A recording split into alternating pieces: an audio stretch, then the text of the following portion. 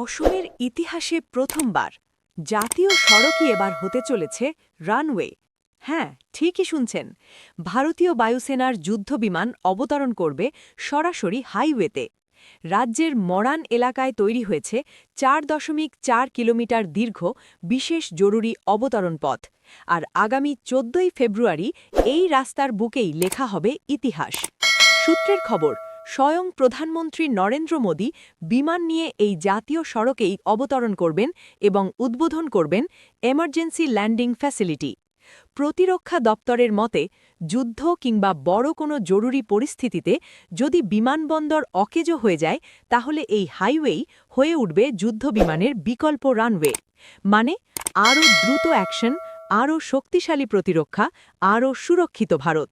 বিশেষজ্ঞরা বলছেন, উত্তর পূর্ব ভারতের কৌশলগত নিরাপত্তায় এটি হতে চলেছে গেম চেঞ্জার। ইতিমধ্যেই এলাকা জুড়ে কড়া নিরাপত্তা, প্রশাসনের জোর প্রস্তুতি তুঙ্গে। অসমের মাটিতে জাতীয় সড়কে যুদ্ধবিমান অবতরণ এ শুধু খবর নয়, এ এক গর্বের মুহূর্ত, এক নতুন ইতিহাসের সূচনা। আরও বড় আপডেট পেতে এখনই যুক্ত থাকুন নিউজ SBN 24-এর সাথেই।